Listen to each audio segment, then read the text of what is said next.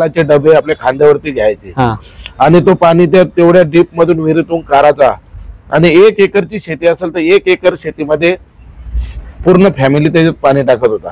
अक्षरशः त्यांच्या आज पण त्यावेळेचे ते याचे खड्डे पडलेले आहेत, म्हणजे जखमा झाले आपण ते कावडीचे आज पण त्यांच्या खांद्यावरती तसेच आहेत। आम्ही लहानपणी विचारतो पप्पा हे काय, पप्पा हे काय, तेव्हा ते आम्हाला सांगायचे। पण त्या रेटला आमचा कुठेशी तरी चांगल्यापैकी व्यवसाय असताना माझ्या आईला थोडीशी म्हणजे एक बोलतात ना ते हलकीशी बिमारी म्हणून दवाखान्याची आली आणि ती बिमारी आल्याच्या नंतर माझ्या आईला हिंदूजा हॉस्पिटलमध्ये त्यावेळेस मला तरी असं वाटतं की आमच्या या मलंगड भागचा पहिला पेशंट हिंदूजा हॉस्पिटल मध्ये गेला। त्यांच्या डोळ्यात अश्रू आले, ते अश्रू का आले, कशाबद्दल आले, त्यांच्याकडनं जाणून घ्या। काय झालं दादा असं तुमच्या डोळ्यातून पाणी आलं? आज आपण बघितलं असेल मोठा लक्ष एवढ्या स्पीड मध्ये पळायचा की तसा आज परत दुसरा बैल घालणे शक्य नाही।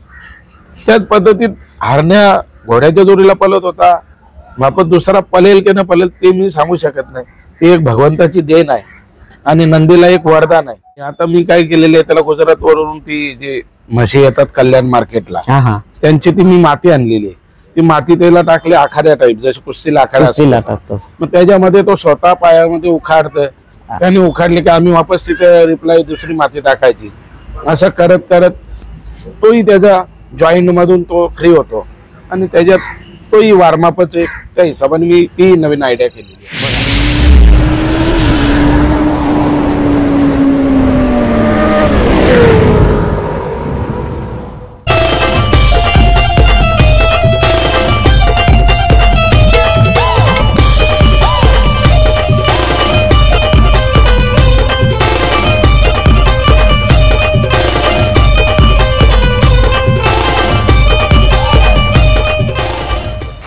नमस्कार मित्रांनो, ना शक्तिमान ना सुपरमॅन ना स्पायडरमॅन, आय एम आगरीमॅन म्हणजेच आगरी माणूस राजेश म्हात्रे आपला काव्य मधुराज लोक मध्ये स्वागत करतो।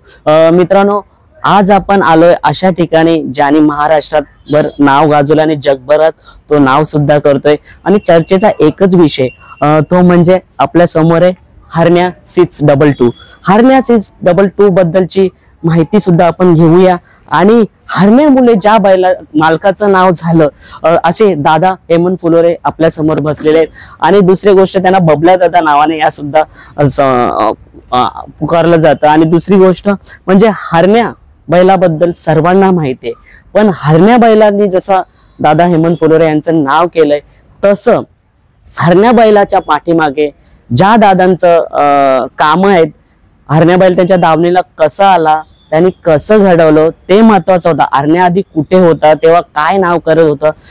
आजची मुलाखत ना मित्रांनो ही हरण्यासहित दादा हेमंत फुलोरेची असणार आहे, म्हणजे ही मुलाखत असणार आहे कहाणी दादा हेमंत फुलोरेची। आपण त्यांच्या तोंडूनच जाणून घेऊया, हरण्याचा पाठ नंतर ठेवूया। आता नुकताच हरण्या पुसेगावचा जो खरा हिंद केसरीचा मानकरी असतो तिथे आपला हरण्या आणि घरनिकीचा राजा यांनी प्रथम क्रमांक निवडून या कल्याण येथील दौरली गावाचं नाव परत एकदा महान भारत केसरी नंतर पुढे आणला आणि बिनजोडला तो धुमाकाल घालतोय, तसं घाटावरती सुद्धा त्याचं नाव झालंय। सो सर्वप्रथम दादा तुम्हाला एक प्रश्न, हरण्यामुळे तुम्ही प्रसिद्ध झाला पण त्याच्या मागे तुमचं नाव जे पुढे यायला पाहिजे, आज मी मुलाखत घेणार आहे तुमची। दादा तुमचं जन्मापासून तर आत्यापर्यंतचा हरण्याचा प्रवास, आधीची दावण याबद्दल बोला दादा तुम्ही। माझा जन्मापासूनचा प्रवास म्हणजे लय खडतर होता, कारण मी ज्या वेळेस लहान होतो त्यावेळेस सर्व शेतीचाच व्यवसाय होता, कारण माझे काका म्हणजे पूर्ण फॅमिलीच शेतीच्या व्यवसायावरती होती। त्यावेळेस शेतीचा व्यवसाय पण असा होता की कोणताही पंपाचा साधन नव्हता, कोणत्याही पाण्याच्यासाठी मोठे मोठे खड्डे म्हणजे त्याला विहीर बोलतो आपण, त्या विहिरीतून, आणि ती विहीर ही 25-25, 30-30 फूट खोल असायची। त्या तेवढ्या डीप मध्ये ते 2 तेलाचे डबे आपल्या खांद्यावरती घ्यायचे आणि तो पाणी त्या तेवढ्या डीप मधून विहिरीतून काढायचा आणि 1 एकरची शेती असेल तर 1 एकर शेतीमध्ये पूर्ण फॅमिली त्याच्यात पाणी टाकत होता। अक्षरशः त्यांच्या आज पण त्यावेळेचे ते याचे खड्डे पडलेले आहेत, म्हणजे जखमा झाले आपण ते कावडीचे आज पण त्यांच्या खांद्यावरती तसेच आहेत। आम्ही लहानपणी विचारतो पप्पा हे काय, पप्पा हे काय, तेव्हा ते आम्हाला सांगायचे. म्हणजे अशी खडतर परिस्थिती होती. दादा हा काल कोणता होता 1980? तो काल म्हणजे असं पकडून चाला तुम्ही 80चा पकडून 80चा. चाला. त्या टायमाची म्हणजे त्या टायमाची त्यांची ती परिस्थिती. पण ज्या वेळेस मी माझ्या लहानपणाच्या वयात आलो, कुरांचं घर होतं आमचा हा. गावात. म्हणजे त्या लाकडी घाटे आणि वरती कौलं. घराला शेण चोरलेला, अशा त्या परिस्थितीचा तो घर होता. आयुष्यात असं एक 7-8 वर्षाचा असताना असं वाटलं नव्हतं की सायकल तरी चालवायला भेटेल, कारण परिस्थिती घरची वाईटाची तर काय. त्याच्यानंतर मग कुठेशी तरी याने वीटभट्टीचा व्यवसाय आपल्या परिवाराने चालू केला. त्याच्यातून कुठेतरी उत्पन्न सोर्स आला, चांगल्यापैकी थोडीशी कामं, थोडीशी गाडी.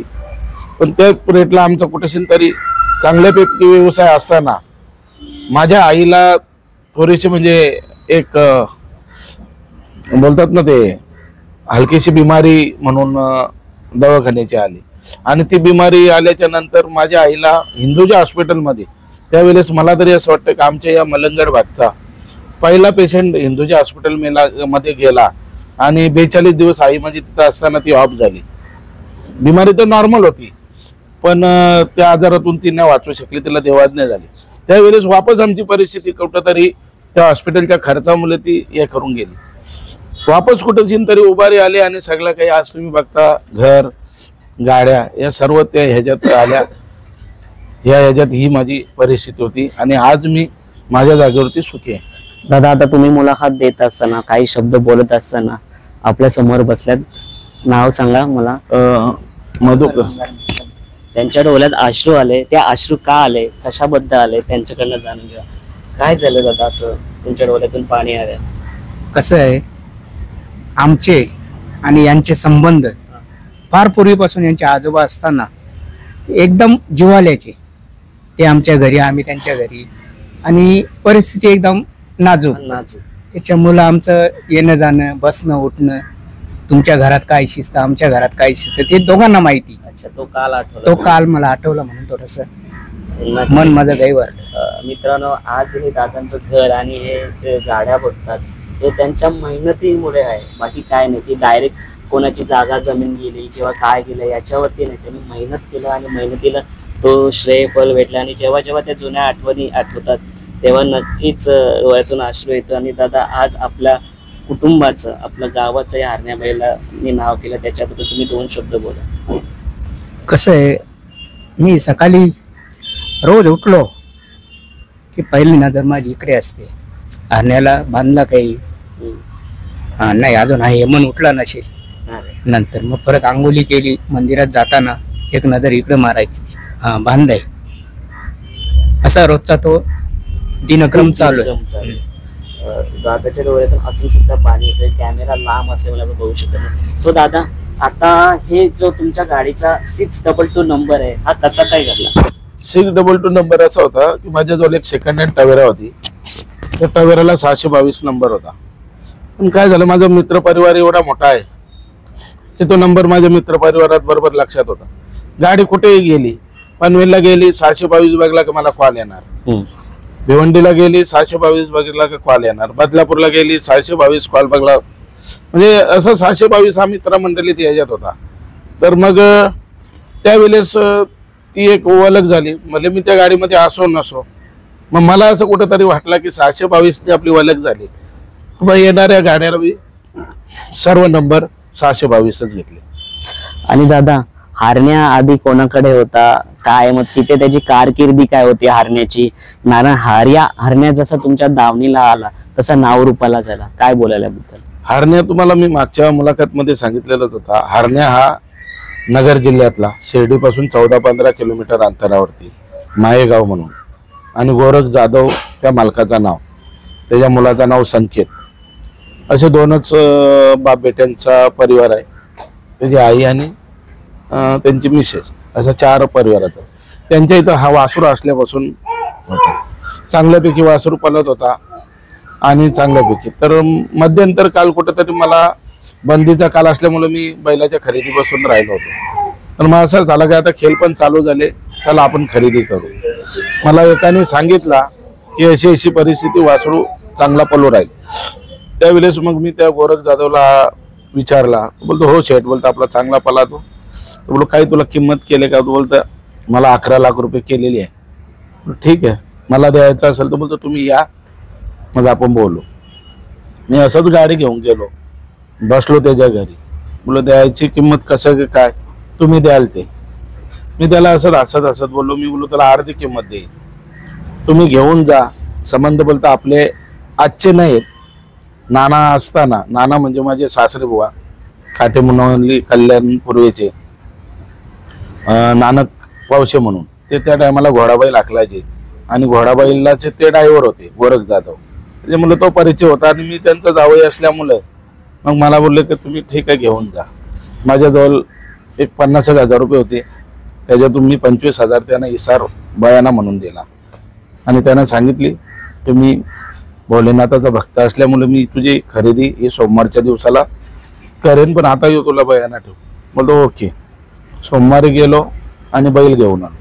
आता बैलाला नाव हरण्या हाताने ठेवलेला होता. मी हरण्याचं नाव तर बदलू शकत नाही. मग आपल्याला हरण्याला काहीतरी आपल्या नव्याने काय आपली खरेदी, मग मी नव्याने त्याला हरण्या 622 असा टाकला. म्हणजे माझी जी ओळख, माझा जो परिचय सर्व गाड्यांचा, मग हरण्या 622 करून मग गोरख जाधवचा हरण्या आणि 622 बबलू दादाचा असा हरण्या 622ची आम्ही ओळख ठेवली. दादा त्या लोकांना जाणून घ्यायचं आहे आणि मला सुद्धा एक प्रश्न माझ्या मनात होता की हा घोडा बैलासोबत धावलेला बैल आहे. सो प्रत्येक बैल हा घोडा बैलासोबत धावतो का? आणि धावल्यानंतर प्रत्येक बैल तो कसा सक्सेस होतो का जसा हरण्या झालेला आहे? नाही, तसंच होत नाही. कारण कोणत्याही खेळाला कोणत्या बैलाची पण क्षमता पाहिजे. हरण्या घोडा बैलात पळत होता, छानपैकी पळत होता, पण या स्पीड मध्ये दुसरा पळल असं सांगू शकत नाही किंवा घडू पण शकतं. आज आपण बघितलं असेल मोठा लक्ष एवढ्या स्पीड मध्ये पळायचा की तसा आज परत दुसरा बैल घालणे शक्य नाही. त्याच पद्धतीत हरण्या घोड्याच्या जोडीला पळत होता, बापत दुसरा पळेल की न पळेल ते मी सांगू शकत नाही. ती एक भगवंताची देण आहे आणि नंदीला एक वरदान आहे. तसं वरदान जर एखाद्याला जर राहिला तर 100% तो पळू पण शकतो.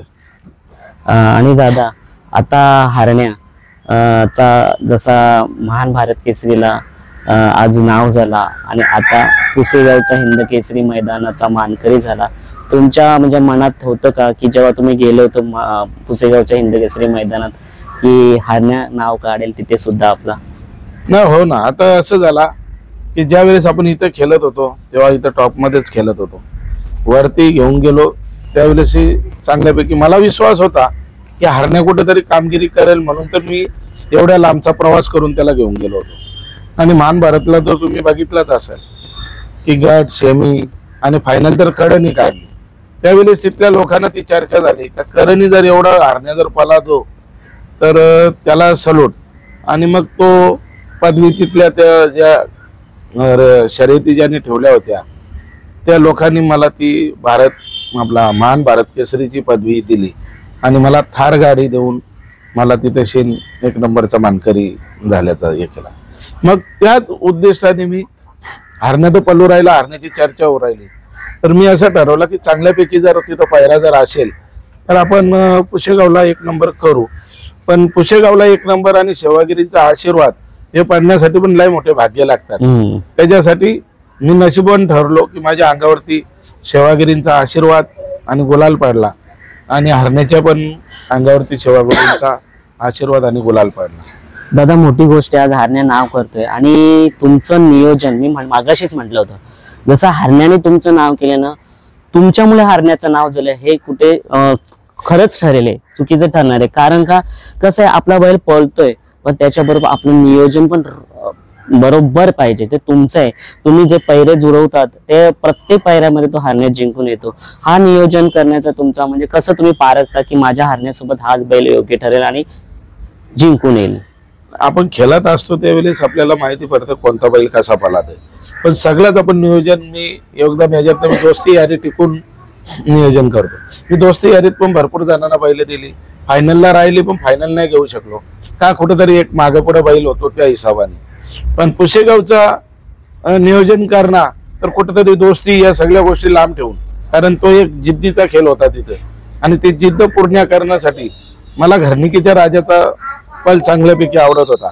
आणि आज परत मी कोणाला पैरा करायला फोन नाही केला, पण मी घरनिकीच्या राजाला स्वतःहून मैदानात भेटलो पेठ नाक्याच्या इस्लामपूर, आणि तिथं मी त्यांना सांगितलं की आपण गाडी पळवायची का. त्यांच्याही नजरेत हरण्या होता. त्यांनी सकारात्मक चर्चा दिली का हो आमची पण बोलतो नजर आहे हरण्यावरती, चांगली गाडी पळेल, पण आपण कुठेतरी पळूया आणि मग तो नियोजन करू. मग आम्ही असं ठरवलं की तुम्ही सांगाल तो मैदान, घरनिकीच्या बाजूला एक 15 किलोमीटर अंतरावर मायनीमध्ये तो मैदान झाला. आमदारांच्या नावाने केसरी होती, 1 लाखाची प्राईज होती. तिथं गटाला चांगल्यापैकी गाडी पळाली, सेमीला चांगल्यापैकी पळाली आणि फायनलला चांगल्यापैकी पळून आम्ही 1 नंबर घेतला. मग आम्ही तोच नियोजन पुशेगावसाठी ठेवला. आता दादा हरण्याच बद्दल बोलू शकतो मी. मथुर, मोठा सोन्या, बकासूर, बलमा अशी खूप सारी नामांकित बैल आहेत. मित्रांनो, सर्व बैलांची नावं मला घेता येणार नाही, पुन्हा एकदा सांगू, याच्यावरती चर्चा करू नका. अशी खूप सारी मोठी मोठी बैल आहेत, त्यांचा नाव पूर्ण जगभरात प्रसिद्ध आहे. आता हरण्या जरी कोणाला बोललो ना तरी हरण्या हा हेमंत फुलोरे दादांचं नाव आहे, अशा पद्धतीने नाव जगभरात पोहोचलेलं आहे. आता नुकताच दादाने सांगितले पैरे, की मला कधी पैऱ्याबद्दल फोन येत नाही, की पैरे स्वतःहून येतात, पण स्वतःहून दादानी घरनिकेच्या मालकांना फोन करून राजाशी शर्यत जुळली. तर आता फॉर्च्युनर साठी जो रुस्तम हिंद केसरी मैदान आहे, आपण पैऱ्याबद्दल खुलासा नाही करू, कारण जो सस्पेन्स राहील त्यातच मजा आहे. ही मला सुद्धा त्या अड्ड्यात गेल्यानंतर समजलं. फक्त एवढं सांगा की तिथे जर सांगता येत असेल तर, हा का दादा, तिथे पैरा हा सेम पुसेगावचाच असणार की तिथे सुद्धा पैरा दुसरा पाहायला भेटणार आहे? फॉर्च्युनरचं मैदान अजून डिक्लेअर झालेलं नाही. डिक्लेअर कधी करतील, पुढच्या महिन्यात करतील, कसं करतील.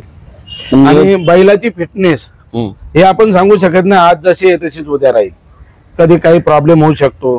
बैल हा मैदानामध्ये पळाला असतो, कधी पळाता काही प्रॉब्लेम होऊ शकतो. त्याच्यामुळे मी तुम्हाला हे सांगू शकत नाही हेच कायमचं असेल, पण हरण्याला हरण्यासारखाच पळणारा बैल असेल आणि त्याच्यामध्ये आम्ही ती गाडी पळू, चांगल्यापैकी नियोजनात हे करेल आणि त्याला त्या मैदानाला सज्ज होण्याचा प्रयत्न करेल. प्रत्येक बैल मालकाची मुलाखत असते की कोणीतरी मोठ्या युट्यूबरनी मुलाखत घ्यावी, पण दादांचं असं आहे की त्यांना समोरून मुलाखत घेण्यासाठी येतात आणि दादा कधी नाही म्हणत नाही. असेच सुप्रसिद्ध युट्यूबर्स सँडी एंड दादा यादव यांची मुलाखत मी बघितली होती. खूप सुंदर मुलाखत झाली होती, पण त्या मुलाखतीमध्ये ना ज्या गोठ्यामध्ये जो हरण्या बैल दावणीला होता, दादा तो गोठा आपलाच की फार्म हाऊस आहे तिथे, ते काय कसं कोणाची दावण? नाही, तो आपले मित्र आहेत बंडू नाना म्हणून, आणि साताऱ्यामध्ये तिथं वाडा म्हणून आहे, त्या वाड्या गावचे. तर तो त्यांचा आहे. ज्यावेळेस मी हरण्याला घेऊन गेलो तिथे त्यांना नाना पावसाळ्याच्या टायमाला की हा हरण्या आपल्या तिथं ठेवा. नानांजवळ एक बैल होता. नानाने तो बैल दुसऱ्या मित्राच्या इथं पाठवला आणि त्या बैलाची विक्री करून त्याला विकला गेला. कारण हरण्याजवळ मग दुसरा बैल नको की जेणेकरून दोघा एकमेकाला डिस्टर्ब होईल, आणि नानाने तो एकट्याने त्याच्या गोठ्यामध्ये ठेवला. त्याच्याबद्दल मी नानाचे आभार व्यक्त करतो. कारण नानाने एवढा मोठा जर स्वतःचा या करून, कारण ज्या पद्धतीने नानाने त्या गोठ्यामध्ये त्याच्या ठेवला, तर त्याचा मी आभारच व्यक्त करेन. आणि गोठा हा नानाचा आहे आणि मी बैल इकडनं मुंबईवरून गेला तर त्या गोठ्यामध्ये तो मुक्कामी 2-2, 3-3, 4-4 दिवस तिथेशी नाचतो. त्याच्यामुळे नानाही चांगल्यापैकी त्यांची व्यवस्था करतो. दादा, लोकांना जाणून घ्यायचंय की हरण्या ज्या हरणीच्या स्पीडने धावतोय, लोकांची नजर सुद्धा बसत नाही असा स्पीडने पुढे जातोय. सो लोकांना हे जाणून घ्यायचंय की त्याला सराव काय असतो आणि कशा पद्धतीचा, आपण मागच्या व्हिडिओमध्ये सांगितलं त्याच पद्धतीचा खुराक असतो की, आणि काय त्याला किती दिवसातून काढला जातो, पोहणी काय कसं काय असतं दादा? तुम्हाला बोललो ना, पावसाळ्याच्या वेळेला काय खेळ बंद असतात, त्याच्यामुळे आपण इथं जर ठेवला तर त्याला कुठे तरी वार्मअप पाहिजे, त्या हिशोबाने मी पोहाला त्याला अंडे द्यायचो एक 8-10 दिवसांनी. आणि बाकी खुराकाच्या बाबतीत तुम्ही बोलाल तर त्याला काही सुका कडबा, माझे समाधान आमले म्हणून मित्र आहे ना ओतूरच्या तिथला, तर तो मित्र माझा त्याला कडब्याचा बंदोबस्त करतो. मला सांगेल शेट या कडबा घेऊन जा. कधी नसला तर त्याच्या गोठ्यातून पण त्यांनी त्याचा कडबा त्यांनी दिलेला आहे. त्याच्यानंतर उसाचा वारा कल्याणला नाही तर आता आपल्या नेवाली नाक्याला चांगल्यापैकी भेटतो, तिथून आपण घेऊन येतो. बाकी डालीमध्ये उडीद डाल, त्याच्यामध्ये गव्हाचा भुसा म्हणजे गव्हाचा आटा बोल आणि गूळ आणि थोडासा त्याच्या एक प्रचन क्रियेसाठी तेल, असा योच खोराक आहे. बाकी दुसरा काय मी अंडे बिंडे तर त्याला देत नाही, व्हेजिटेबल ठेवलेला आहे. आणि ह्याच्याकडे लक्ष देऊन तो चांगल्यापैकी पलव राहिले. मग आता एखादं जर मोठा मैदान उद्या परवाच्या दिवसावरती असेल तर मग त्याला सरावची गरज लागते की त्याला असं काय नाही कुठे नाही तो तसाच नाही आता काही गरज नाही परत, कारण आता सतत तो चालू आहे, हप्त्यात तो पलातो, त्याच्यामुळे आता त्याला काही सरावाची गरज नाही. एक 15-20 दिवसाचा जर आराम असला तर आम्हाला मग 100% त्याला रेसल मारावा लागतो. कारण कसं आहे, एखादा पेलवान बसलेला जागेवरती तो थोडासा शरीराने एकदम जाम होऊन जातो आणि थोडासा सराव असला तर तो खुल्ला होतो. आणि आता मी काय केलेले आहे, त्याला गुजरात वरून ती जी म्हशी येतात कल्याण मार्केटला, हा हा त्यांची ती मी माती आणलेली आहे. ती माती त्याला टाकली आखाड्या टाईप, जशी कुस्तीला आखाडा असतो. कुस्तीला टाकतो. मग त्याच्यामध्ये तो स्वतः पायामध्ये उखाडतोय, त्याने उखाडले की आम्ही वापस तिथे रिप्लाय दुसरी माती टाकायची. असं करत करत तोही त्याच्या जॉईंट मधून तो फ्री होतो आणि त्याच्यात तोही वॉर्मअपच एक त्या हिशोबाने मी ती नवीन आयडिया केलेली आहे. बघा तशी नवीन आयडिया आणि नवीन मला ऐकायला भेटलं. म्हणजे आपला बैलाचा वॉर्मअप कसा होऊ शकतो त्यासाठी दादानी काय काय ह्याला म्हणतात नियोजन, आणि बैलाच्या पाठचं जी मेहनत, जी कला आणि जी बुद्धिमत्व असतं ती दादांमध्ये. आणि मला हसत हसत बोलत असताना आठवलं की दादा हरण्याचं बघा कसं आहे का, हरण्या हा डॉर्ली कल्याणच्या नावाने फेमस झाले. पण आमच्या ऑफिस मधला मित्र बोलतो बघ घ्या झालं का नाही पुसेगाव मध्ये इंदकेसरी. म्हटलं काय, आमच्या नगरचाच ना, नगरचा. म्हटलं आज तो कल्याणचाच असा आहे, तो नगरचा सुद्धा. म्हणजे सर्व जिथे जिथे हरण्या होतं ते नाव घेतात की आमचा हरण्या. म्हणजे आज हरण्या हा सर्वांच्या हृदयाचा ठोका झालेला दादा. त्याबद्दल काय बोलाय, प्रेम भेटतं प्रेक्षकांचं. तुम्हाला मी बोललो ना, माझ्या मुलाखती घेतल्या, कधीच माझी उत्साही मुलाखत आणि कोणाला हे नाही. मी मुंबईमध्ये राहतो म्हणून मुंबईचं मी सांगतो, कारण त्याची बैल कुठला आहे ते पण मूल जसा नगर मधला होता तसा नगरवाल्यांना पण अभिमान आहे, मी त्यांचे आभारी आहे. जसा मुंबईमध्ये त्याचे चाहते आहेत, मुंबईच्या नावाने पलातो, त्यांनाही माझे आभार आहेत. आणि घाटावरचे तर तुम्हाला बोललो आता त्या दिवशी घरणिकीचा राजा पलाला, त्याच्यानंतर बंडोनाना घाटावरचे म्हणजे साताऱ्याचे, सोमा पेडगावचा सोडणारा तोही साताऱ्याचाच. असे काही आपले ड्रायव्हर झाले, आटील ड्रायव्हर झाला, त्याच्यानंतर सोमा तडपचा झाला, मांडव्याचा बालू झाला, हे असे काही प्रख्यात ड्रायव्हर आहेत, ते तिकडचेच आहेत. त्याच्यामुळे त्यांनाही गर्व आहे. आणि माझ्या काही संबंधात आणि युट्यूबच्या काही तुम्ही मुलाखती जे दाखवता त्याच्यात अजून त्या लोकांची माझ्यावरती प्रेम आणि हरण्यावरती प्रेम बसला. त्याच्यामुळे त्यांनाही असं वाटतं की हरण्या आमचाच आहे. आणि हरण्या हा ऑल महाराष्ट्राचा आहे, ऑल भारतातले फॅन असेल तर त्यांचा आहे. मालक जरी मी असलो तरी चाहते तुम्ही आहेत, हरण्याची ओळख जास्त तुमची आहे. दादा अजून 2 प्रश्न आहेत, ते बोलणं जरुरी आहे. तो नाही बोलला तर युट्यूब मध्ये मलाच प्रश्न करतील. एक वायदीचा विषय जो तुम्ही सर्व मार्फत सांगितला, पण हा व्हिडिओ पडल्यानंतर मला विचारणार आता वायदी बद्दल का नाही. वायदी आम्ही घेत नाही आणि काहीकांचं मत असं आहे की वायदी घ्यावी. आता नुकतंच मी पुसेगाव मध्ये जेवढी मुलाखत घेतली त्यांनी म्हटलं वायदी कशा प्रकारे घ्यावी ते सुद्धा त्यांनी सांगितलं होतं. तर वायदे हा प्रकार दादा मला तरी वाटतं ना आधी बंद झाला ना फ्युचर मध्ये बंद होणार. मग ती वायदी घ्याल तर कशा पद्धतीने घ्यायला, तुमचं मत मांडा. नाही ठीक आहे, मी पण काही युट्यूबच्या त्या या ऐकल्या.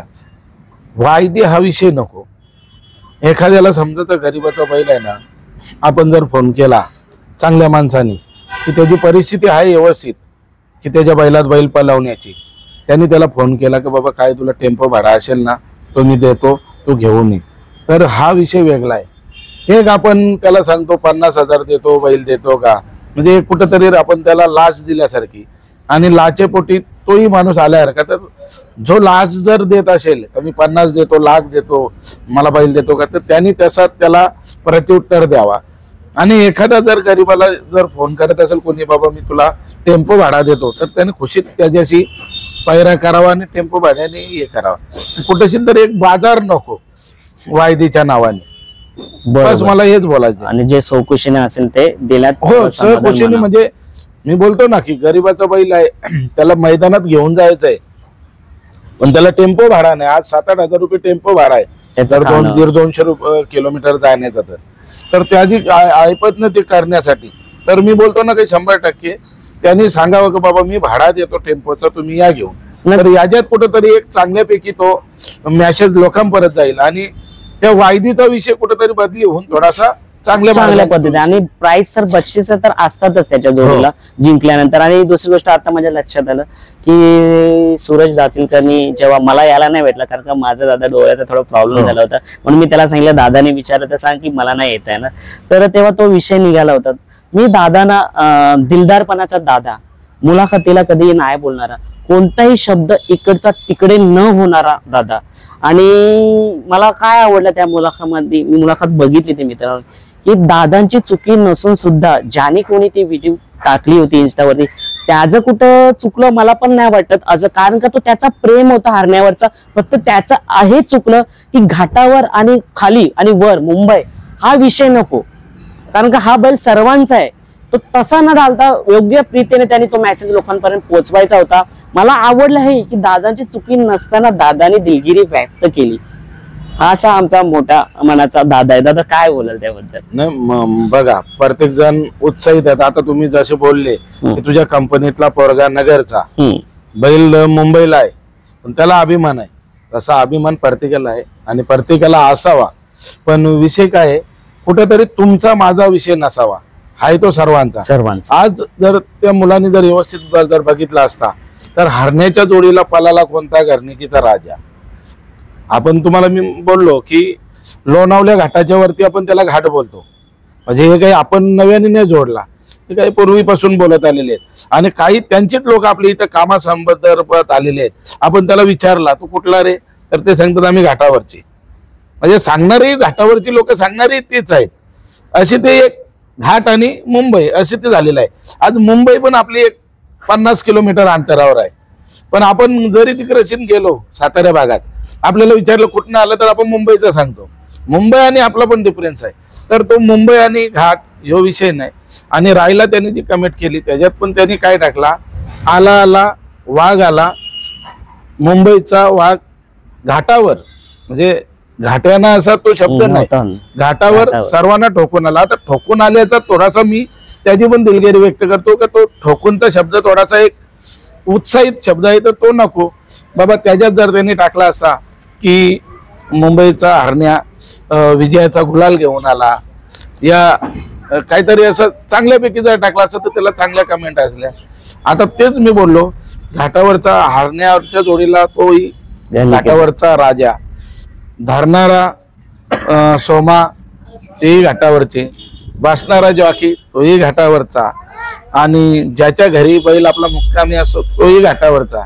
तर त्याच्यामुळे आपणच जर कमेंट करताना आज त्या गोष्टी जर त्यांच्या आपल्याजवळ नसत्या तर आपण कोणत्यापैकी हरण्याला पळू शकलो असतो, कोणत्यापैकी हरण्याने गुलाल घेतला असता. म्हणजे या काही गोष्टी जर आपण या केल्या आणि चांगल्यापैकी जर आपण कमेंट दिल्या तर आपल्याला चांगली प्रतिक्रिया येईल. आणि हरणे आपला चांगल्यापैकी जाऊ राहिले तर त्याच्यापेक्षा आपण लोकांच्या मनात कसा जाता येईल हे आपण करून जर हरण्याला अजून उंचावर नेला तर मी तुमचे आभारी मानेन. आणि ते प्रेक्षकही आपल्याला आनंदाने अजून तुम्हाला लाईक करतील, माझ्या हरण्याला शुभेच्छा देतील, त्याच्यात आपल्या सर्वांची कुठेतरी मान एक उंचावेल.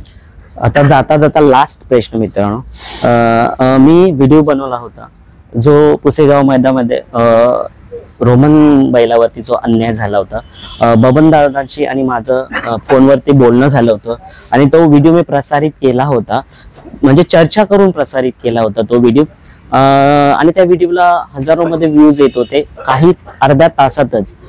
पण मला नंतर थोडं समजलं की तो व्हिडिओमध्ये काही नावं घेतले आले, म्हणून आम्ही युट्यूबर्स लोक विचार विनिमय करून त्या व्हिडिओ मुले लोकांना कोणताही त्रास नाही होणार तर मी तुरंत लगेच तो काही मिनिटातच व्हिडिओ प्रायव्हेट केला, जेणेकरून कोणाला त्याचा त्रास होऊ नये. अशा पद्धतीचे आम्ही युट्यूबर्स लोक जे अखिल भारतीय बैलगाडा संघटना, बैलप्रेमी बैलगाडा संघटनाच्या अंडर काम करतो, तर त्या अंडर मध्ये असल्यामुळे आम्ही काही व्हिडिओ असे जर चुकीचे असेल तर तुरंत आम्ही स्वतःहून व्हिडिओ प्रायव्हेट केला, कारण का वादाला विषय नको. आणि त्याच्यावरतीच मी म्हणत होता रोमन बैलावरती आता जो कालच मला वाटतं डिक्लेअर झाला आणि त्याला मानकरी दिला गेला, तर काय बोलाल त्यांच्या नियोजनाबद्दल आणि त्यांच्या कामाबद्दल? नियोजनाबद्दल बोलतो, कारण मी जे म्हणतायत आपले मठाधिकारी यांचा, त्याच्यानंतर जे ह्याचे आपले ट्रस्टीचे जे अध्यक्ष आहेत त्यांची मी बघितली मुलाखत. त्यांनी सांगितलंय की कुठेशीन तरी लोकांचा उत्साह वाढत गेला, म्हणजे पब्लिकचा तिथे शिन जमाव जास्त जमत गेले. आणि तो जो मोबाईलचा आपला याचा तुमच्या कॅमेऱ्याचा जो टावर होता त्याच्यावरती चढल्यामुळे तो कुठेशीन तरी ढासळला आणि तो कॅमेरा बंद पडला. फक्त एवढाच होता की कोणाच्या तरी ड्रोन मध्ये किंवा कोणाच्या तरी कॅमेरामध्ये ते शूट झालेलं होतं, पण ते प्रेक्षकांच्या ते त्यांच्या ह्याच्या यात्रा कमिटीच्या आदेश मधला तो नव्हता, पण तो नंतर व्हायरल झाल्याच्या नंतर त्यांना ते तो समजला आणि त्यांनी ती दिलगिरी व्यक्त करून त्याही स्वतः ट्रस्टीनी आणि त्या मठाधिकाऱ्यांनी त्यांना फोन करून बबनदादांना त्यांना बोलून त्यांची ती जी मानाची ढाल आणि मानाचा जो त्यांचा काय असेल ते देऊन त्यांना सन्मानित केलं आणि ती झालेल्या घटनेचं त्यांनी पण ती घटना त्यांनी घडून नाही आणली, ती एका योगायोगाने ती घडली गेली. त्याच्यामुळे आपण कोणालाही दोष देऊ शकत नाही, कारण जर मान सन्मान जर केला नसता तर कुठेशी तरी आपल्याला खंत वाटली अशी की नाही बबनदादाचा मान सन्मान व्हायला पाहिजे होता, पण तो केला आणि त्याच्यात लोकांनी पण त्याला ॲक्सेप्ट करून घेतला की जे झालं ते व्यवस्थित झालंय. त्याच्यामुळं त्या वादाला पूर्ण विराम करून जो घडलेला मान आहे तो चांगला आणि बबनदादांनी पण याच्या पुढे खेळात ह्याच्यात राहावा. मी सुद्धा त्यांचा आभारी आहे, ज्यांना न्याय दिला त्या मंडळाचा, त्या अध्यक्षपदी जेवढे लोक असतील त्यांचा. आणि मित्रांनो रोमनच नव्हता, रोमनच्या सोबत मला वाटतं चतुर बैल होता, त्यांना सुद्धा तो मान भेटलेला आहे. आणि मित्रांनो ही मुलाखत मोठी झाली असेल, जरूर मोठी झाली असेल, पण नक्कीच ही मुलाखत पाहावी, कारण का आधीच्या ज्या मुलाखती होत्या ते हरण्या बैलाबद्दल परिपूर्ण होतं, पण आजची जी मुलाखत आहे ती दादा हेमंत फुलोरे यांच्या जीवनाबद्दल आहे. आणि त्याच्यानंतर दादा हेमंत फुलोरेच्या दावणीला हरण्या आल्यापासून काय कारकिर्दी त्याच्याबद्दल आहे आणि काही नवीन गोष्टी आपण ऍड केल्या. सो नक्कीच ही मुलाखत तुम्हाला आवडेल, मी अशीच आशा करतो. आणि हा जो संपत्ती आज त्यांनी जी मिळवलेली आहे, हे एवढे जे गाड्या दिसतात, हा त्यांचा जमिनीद्वारे मी सांगितल्याप्रमाणे नाहीये की त्यांच्या मेहनतीद्वारे. आणि दादांचा व्यवसाय सुद्धा आहे. व्यवसाय काय दादा तुमचा? व्यवसाय मी सांगितलं, मी रेस्टॉरंट हॉटेल आहे आणि लॉजिंग बोर्डिंग आहे, एक फायरवर्कचं दुकान आहे, केबलचं आहे, असं सर्व आपण आपल्या मेहनतीने आणि इमानदारीने गरीब परिस्थितीतून आज ही जे काही संपत्ती आहे त्यांनी मिळवलेली आहे. सो चला मित्रांनो, दादा 2 शब्द बोलतील या मुलाखतीबद्दल आणि मी त्यांचा खूप आभार व्यक्त करतो. आणि माझं नशीब बघा ना, जेव्हा मी आधी मुलाखत घेतली होती, भरपूर जणांनी मुलाखत घेतली, तेव्हा थार नव्हती, पण मी जेव्हा घेतली होती तेव्हाच थार आली होती. आणि आज परत मी मुलाखत घेतो तेव्हा सुद्धा मला ही थार. दादा या थारचा एकदा सांगा ना, आता नाव विषय निघालाच की थारचा विषय असा झाला की आम्ही ज्यावेळेस थार जिंकली त्यावेळेस एकच थार होती आणि बैलाच्या आपल्या हरण्याच्या जोडीला होता सुंदर मांगडे तात्यांचा. आम्ही तिथं मैदानातच विचार केला की तात्या आता गाडी न्यायची कोणी. तात्या हसत हसत बोलले 2 टायर तुम्ही घ्या, 2 टायर मी घेतो. तर बोलू तात्या नाही, गाडी तुम्ही न्या, तुमच्या घरी पूजा करा, नंतर मला पूजेला द्या. तात्याने गाडी तात्याच्या घरी त्यांची मिरवणूक केली, माझ्या मिरवणुकीला दिली आणि तात्याने सांगितलं का बबलू शेटेकर ही गाडी मला राहू द्या, आपण दुसरी एक गाडी नव्याने घेऊ. आणि तात्याने आणि मी दोघा मिळून आम्ही पैसे भरले आणि नव्याने दुसरी एक थार घेतली. म्हणजे 2 मालकांना 2 गाड्या आणि त्यानुसार ही मी गाडी घेतली. चला दादा, आपला हरण्या बैल आपल्या मुलाच्या नावाने पुढे हाणतोय, मुलाच्या नावाने हा व्हिडिओ इथे संपत मला तरी असं वाटतं आपल्या स्टाईल. आता तेच ना, साहिलच्या नावाने आता मी पूर्वी पण खेळतच होतो गाड्या, पण हरण्या आला आणि माझं साहिल नसल्यामुळे त्या हरण्याने कुठेशी तरी त्याचं नाव एक भारताच्या पातळीवरती जगभरात नेऊन ठेवण्याचा त्यांनी पराक्रम केला. आणि तो आज पण जिद्दीने माझ्या हरण्याचं नाव लौकिक करण्यासाठी त्या गाडीवरती त्यांनी नेऊन लौकिक केलेलं आहे. धन्यवाद दादा, थँक्यू. तुम्ही यूट्यूब मार्फत माझी मुलाखत घेतली, मला जगापर्यंत माझा संदेश पोहोचवला, त्याच्याबद्दल मी तुझा आभारी आहे. आणि यूट्यूबचे सर्व चॅनलचे जे प्रेक्षक आहेत त्यांचे आभार व्यक्त करतो.